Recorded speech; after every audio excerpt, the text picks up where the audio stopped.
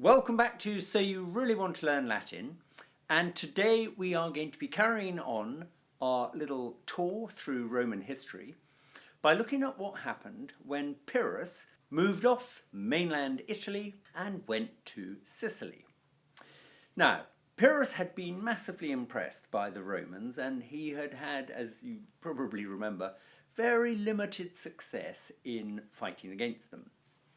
The term a Pyrrhic victory was coined after the Battle of Asculum due to the fact that Pyrrhus won the battle, but in doing so lost so many men that he thought, goodness, that was almost a defeat, although I actually won. So that's the origin of the term a Pyrrhic victory. So Pyrrhus was pretty pleased actually when he got the opportunity to leave. And the opportunity arose when the people of Sicily appealed to him for help against the Carthaginians.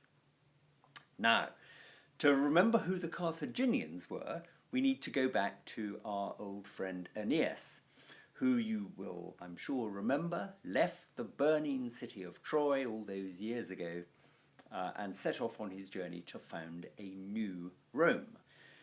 And on the way, you will remember, I'm sure, he stopped off in Carthage, where he met Queen Dido. And Aeneas and Dido had a brief and no doubt tempestuous affair, but Aeneas then moved on, reminded by the gods that he had a greater destiny, and went on to found Rome. But Dido, the betrayed lover, put an eternal curse on the Romans, saying that she would get her revenge on Rome. Now, the wars between the Carthaginians and the Romans are something we're going to come to in due course. But just for now, Carthage, so this city in North Africa, was beginning to flex her muscles.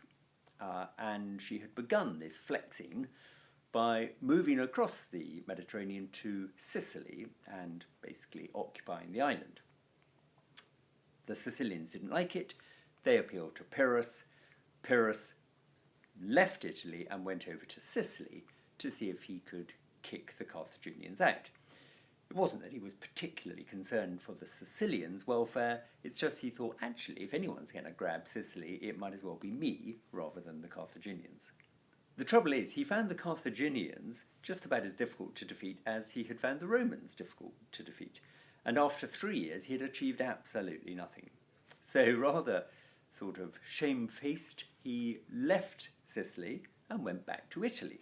And back on Italian soil, he thought, right, one more crack, and resolved to fight the Romans at a place called Beneventum in 275 BC.